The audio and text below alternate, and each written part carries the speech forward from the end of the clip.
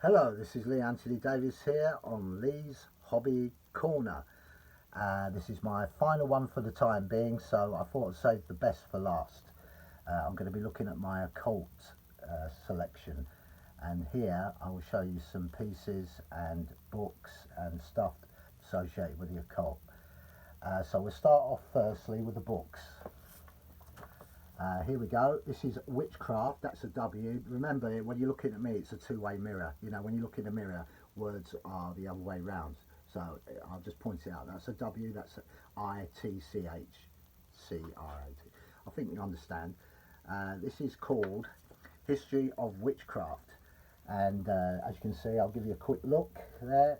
And inside the book, the Betrayal of the Knights of the Templar. There you go. Got stuff in like that, the history of it. There's no spells in this, it just gives you the history so you understand what the occult is basically about and where it all started from, you know, from the Salem witch trials in the 15th century, I think, in America. It's all in there. Right, that's one book. Here's another one. Now this one does spells. As you can see, it's the Book of Spells, S-P-E-L-L. I think you can read that anyway, yeah? There you go. Here, I'll just show you a few. Fear of Black Magic, Magic of Nature, which nature is actually associated with the forces, so you can understand why people use herbs and all sorts of things, medicines. They come from plants and mushrooms and stuff like that. And then you've got other stuff like the Wheel of the Year, which is the clock.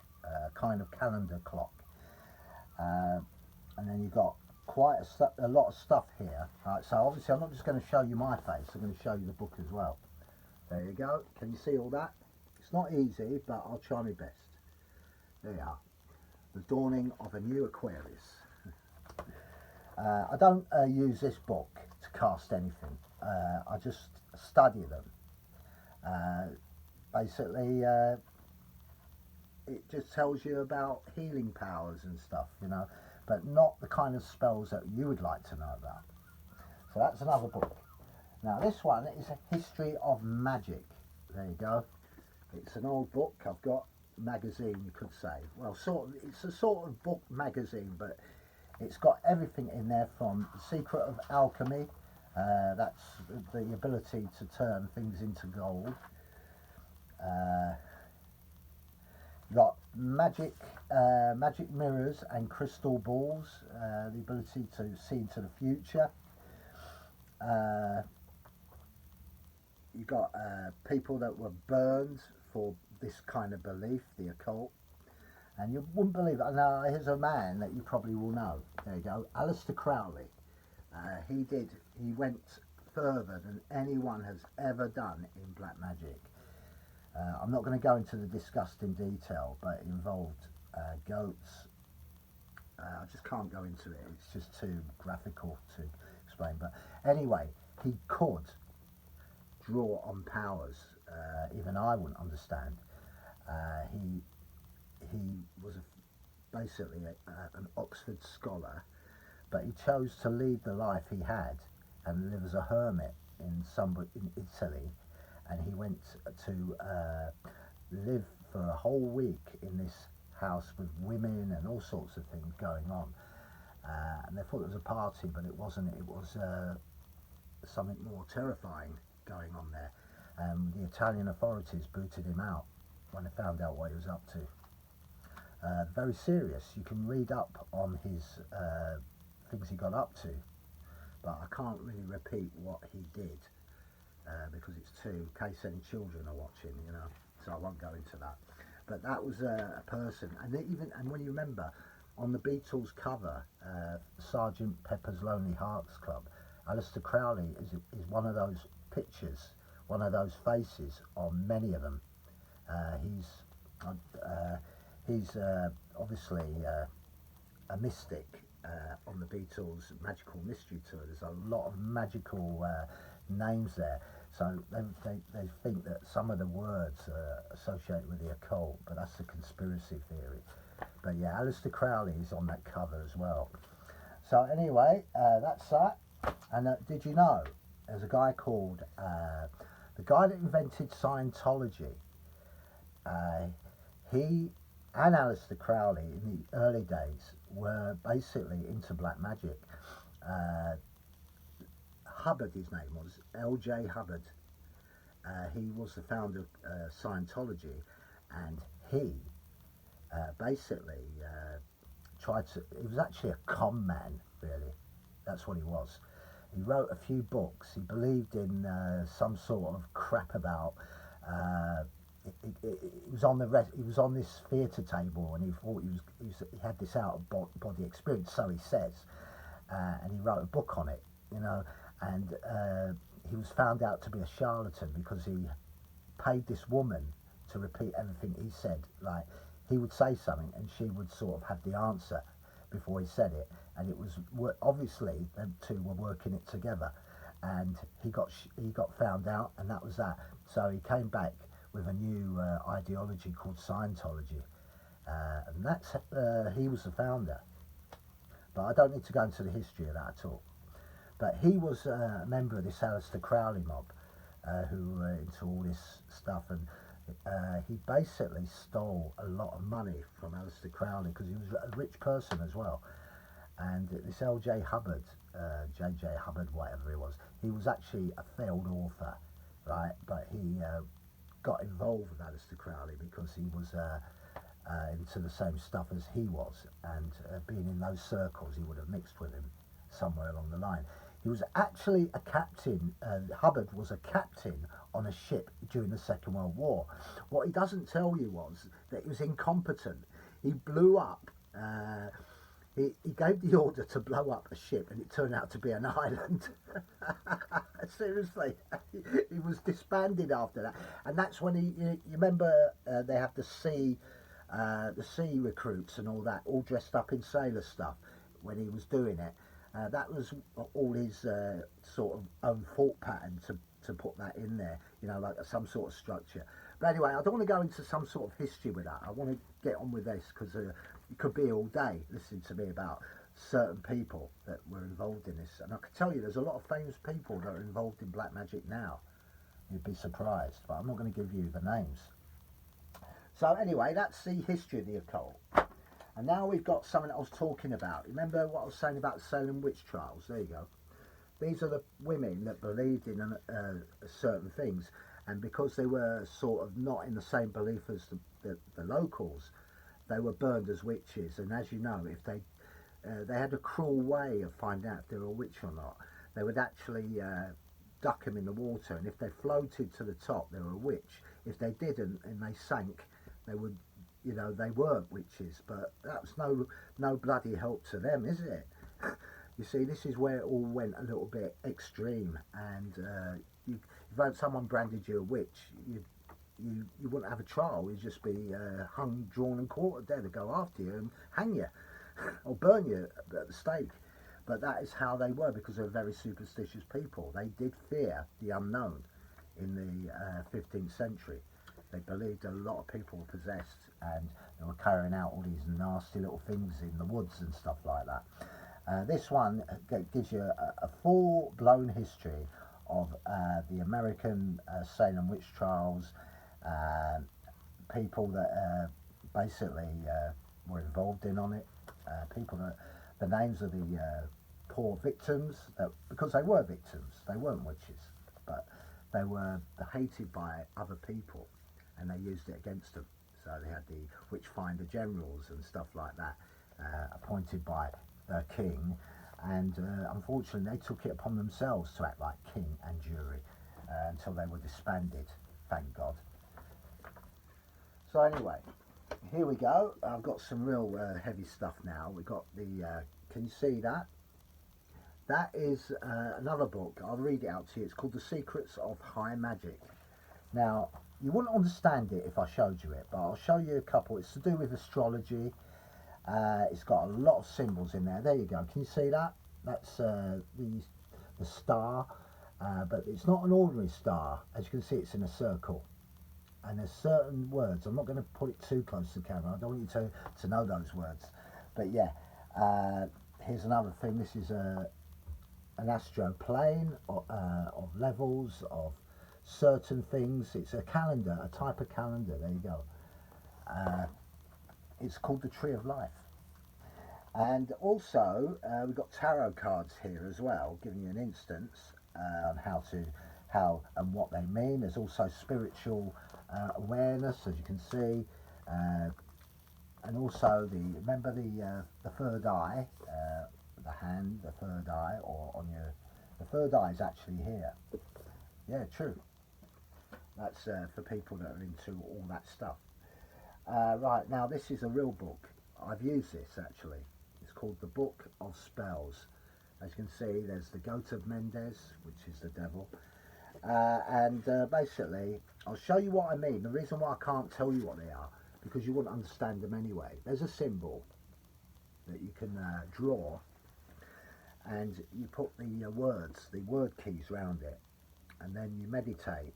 And then with all the other artifacts like candles and the bell ringing and the chanting, the energy, what you're asking for, comes to you, and then you project it onto someone you don't like and they will receive it, I can assure you. But there's a danger to this. That's why I always say don't mess about with something you don't understand. But we're not going into the deep stuff of it.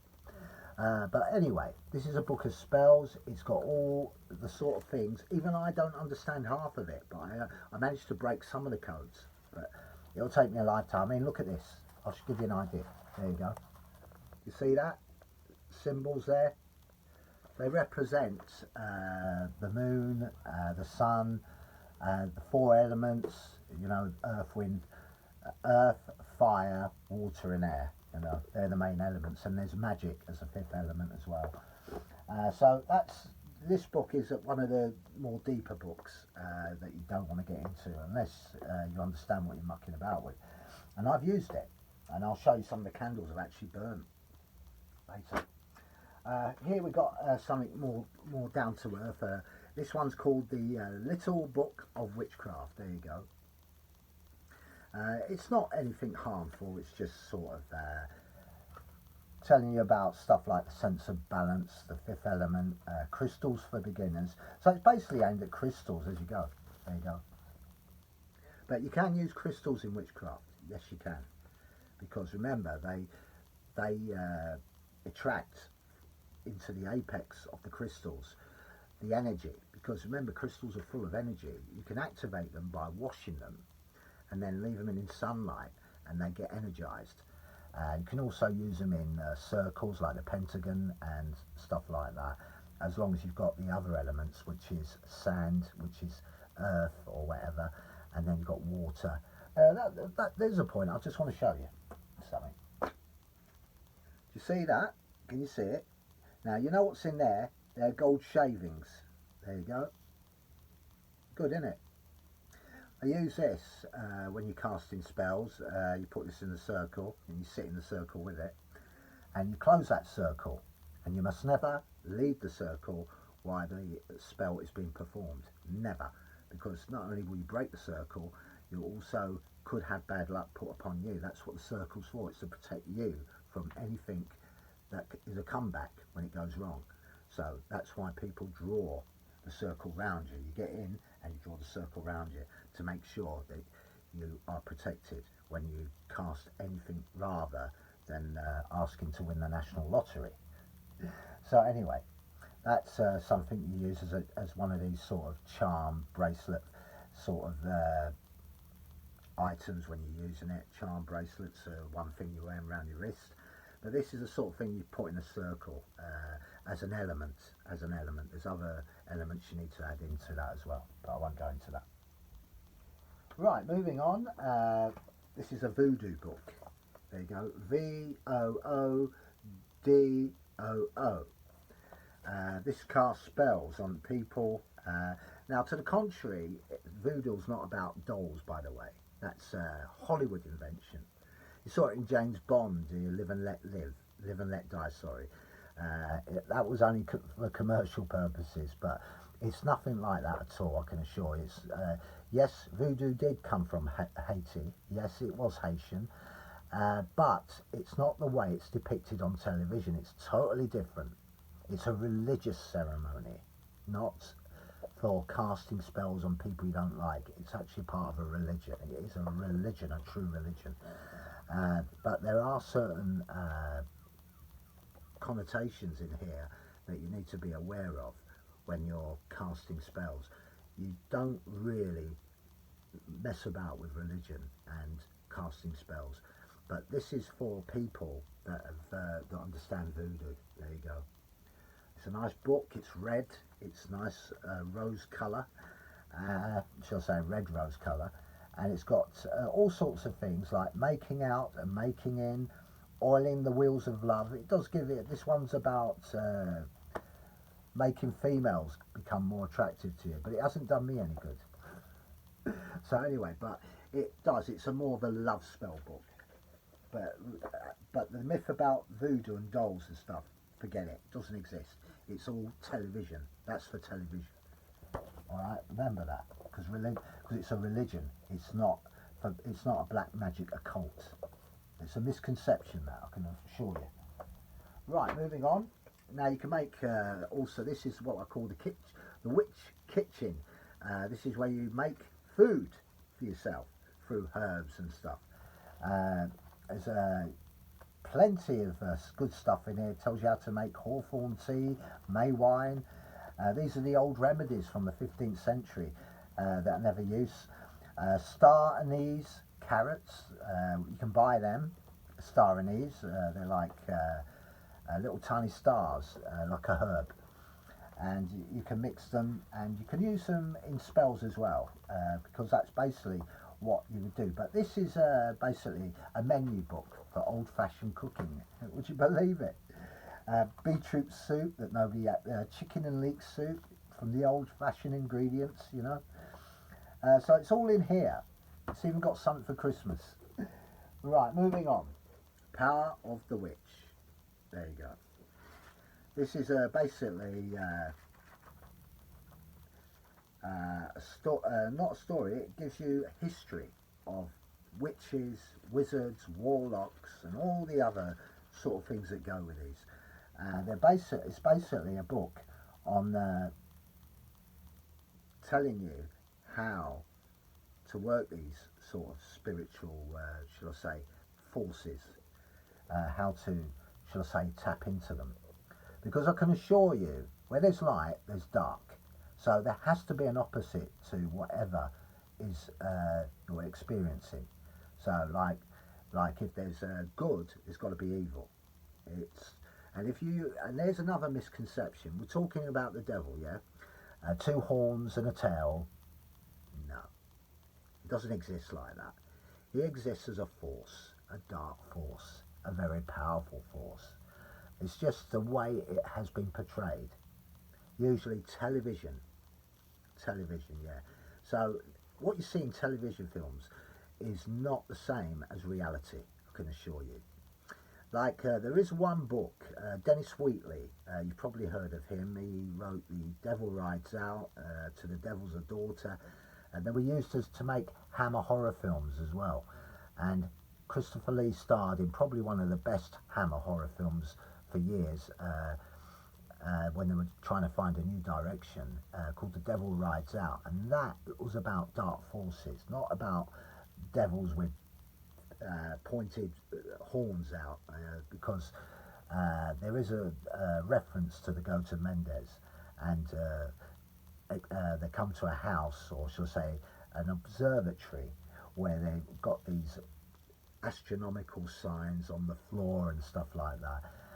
But Christopher Lee took it very seriously when he was doing this, and he realised that he wanted to keep it to the standard of the book, not to the way they wanted to do it in the film industry, because he said it wasn't real and it wouldn't be to Dennis Wheatley's requirement. When he saw the film, Dennis Wheatley was so happy that he said he could make another film. But unfortunately, when Hammer made that film in 1976 called To a Devil's Daughter, which was Richard Widmark, unfortunately it wasn't the way that it was written in the book, and Dennis Wheatley said, "You'll never write any of my book. You never use my books ever again. You think, but the point was he died he died 1 year later, and by then Hammer was also dead as well. So it didn't matter really.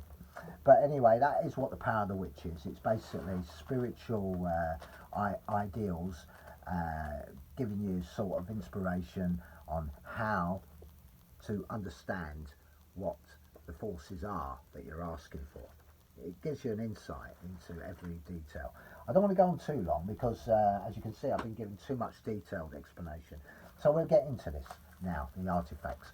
These are the green candles. You use them as spells. You put them around you. There's all different colours. We also have, I've got a black one here.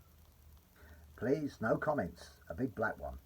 No, this is used in, you put this in the middle, you burn it with a circle around you and all that, and then you meditate.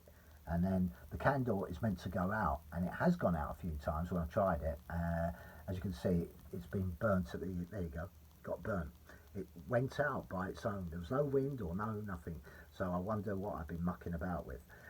So anyway, yep, there you go. I've used it. Also, this bell. This is used in incantation spells. And as you can see, there's the pentagon. And these are other protections that you can have. But the bells with the pentagon. You usually hold these on your person. You put them in your pocket or whatever, and they protect you from whatever forces that are around, apparently. Here we have something I would make my spells with. You've seen these in chemistry classes when they're making, sorry, I've got a fly in the back of me. I caught a fly. Maybe it was my imagination, I don't know. It felt like something had touched my back of my neck. I wonder, talking about all this, have I released something that I shouldn't have? So anyway, this is what, you know, you've used, you know when you used to get grass and you used to squash it and you used to get a green substance. It's used in the same way, as you can see. You put your herbs and stuff in there, and then you start adding solutions to sort of make it moist, then mix it and then use it as a spell, whether it's for healing, whether it's for an antiseptic cut that you want to put on there, or whether it's for something more serious. But that's what I would use, and as you can see, I've used it.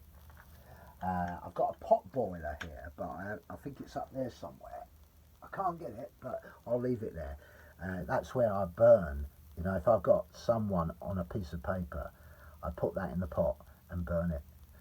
And that spell is now cast. The die is cast, whoever it was. I'll give you a clue. I used quite a few for politicians. Yeah, and they've worked. Because as I can see, recently something has happened. But I'm not going to go into all that. I don't need to mention names. I think it's so obvious what I'm talking about and the people before. Right, okay then. I've just shown you the bell. Here's another. I've shown you that. I think I've shown you this, haven't I? This is to do with voodoo. This is something that you have spiritually on you. It's meant to protect you from all bad forces that come at you. Voodoo is basically a religion, and I want to point that out. It's not for black magic or anything. So at least, but the book I've got is about love. So having females attract to you, but it hasn't worked so far. So anyway, never mind. What else have I got to show you? More candles, green, as I said. There's quite a lot here.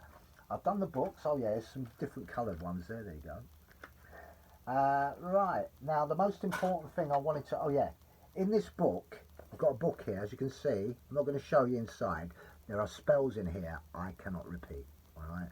I know it sounds, what you're talking about. Well, you wouldn't know what I'm talking about, but they're all in Latin and Hebrew, and I would never ever chant these live on television or any camera to anybody else, because they're basically very sacred and they have to stay in the book. Only I can use them, nobody else can, and they cannot be copied and they cannot be used. As you can see, I can look into it, but I'm not going to show you what's in there. Alright, plenty of symbols and the runic Remember the runic symbols, yeah? Those sort of symbols that are like word keys that can tap into dark forces. That's what you call the Book of Shadows. There you go. Can you see that? But anyway, I'm not going into that. Right, okay, just one more thing I'll show you, and then I will definitely, not in that one. Oh yeah, I wanted to show you this. I wanted to show you this before I move on to the final item. That's a rabbit's foot. I always carry that around with me for luck. And now these here are what we call trinkets, artifacts that you can use for symbolism when you're doing your circle or whatever. There you go. That's a symbol that I won't explain what it is. I'm sorry, I can't do that. But you wear these rings, but remember, brass, gold, silver, they are the vital elements you need. And then there's a ring that I would wear. This one is a real good ring. It's a voodoo ring. You wear this and you possess a lot of power. You can project that if you get the right power. There it is. It's a voodoo ring. Can you see that? I'll just show you clear. It's all right. There's no energy in it at the moment. But you wear this when you're going out and when you perform the ceremony. You keep it on you, and it will tap into a lot of energy, apparently. Right. Something else here. These onyx rings. So I wear them as well, part of the ceremony. Can you see that? I'll just show you quick. There you go. Onyx ring. This is an Aztec coin. Show you quickly. It's got all the symbols and everything else that goes with it.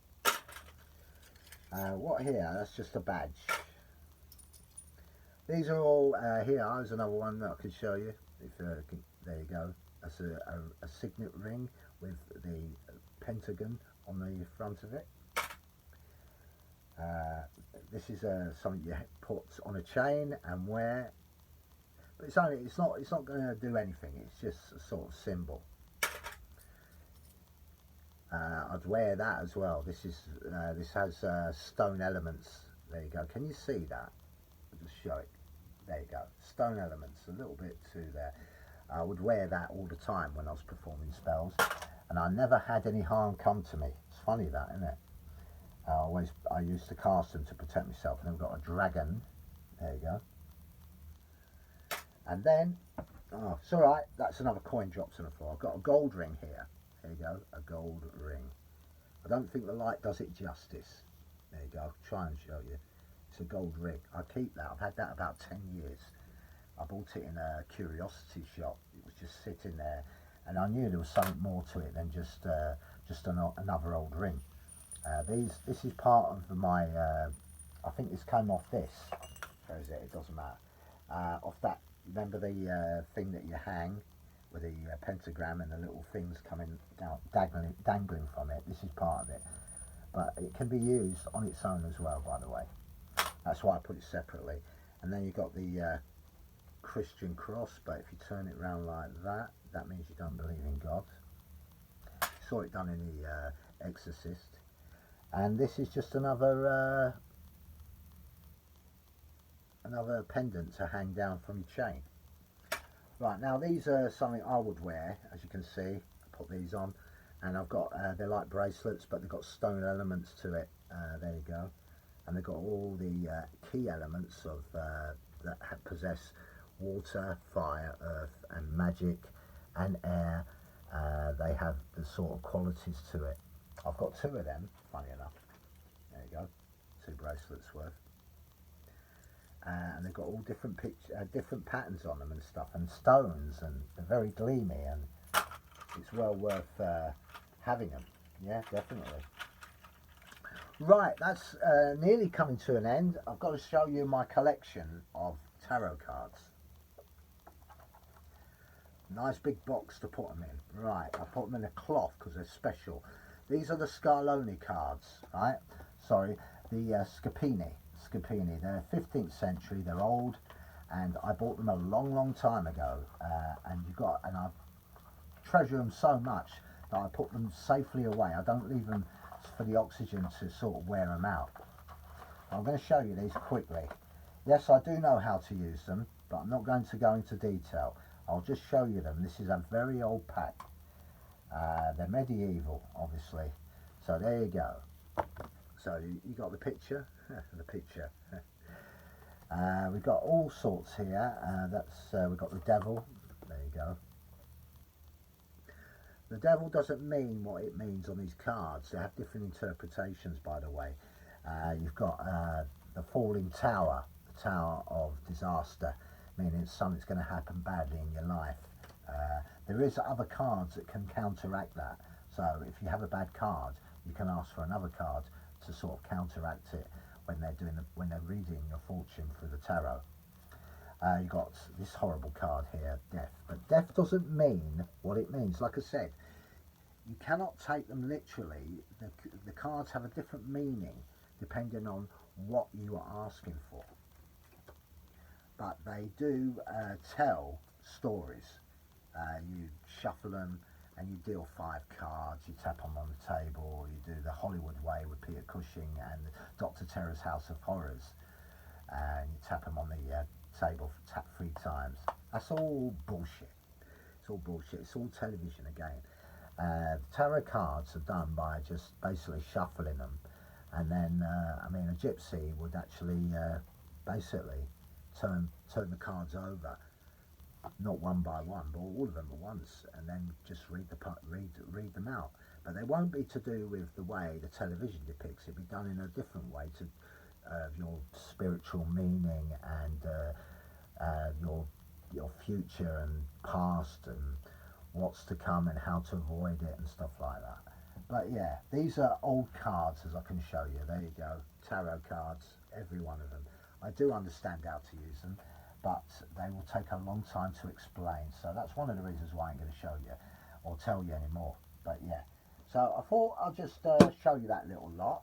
What I'll do is I will put them on a display table and let you make your own mind up on what you see there, and I'll let you get on with it. This video's gone on about half an hour, so I hope that you get to watch this. You've learned something today. It's not just about showing you artifacts, it's about a little bit of history I told you about. Some of it you don't believe, fair enough, that's entirely up to you. But I do know what I'm talking about because I've been studying this area for a long time, and there are dangerous areas that you do not want to go down, I can assure you. Anyway, that's it. That's the end of Lee's Hobby Corner for the time being. It's not the end, there'll be more, but for the time being I've decided sort of to take a break from it. So I hope you've enjoyed all the stuff I've shown you on Lee's Hobby Corner, including a few movements in martial arts, self-defense, boxing moves, obviously, how to play the harmonica.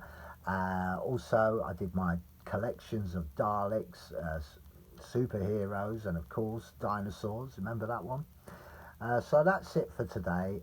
I'll be back probably later with Sports Report to do the whole thing about the Wimbledon, the World Cup semi-finals, also throw a quiz in. We'll see how it goes anyway. So anyway, I'd like to say thank you for watching. If you like what you see, please hit the like button.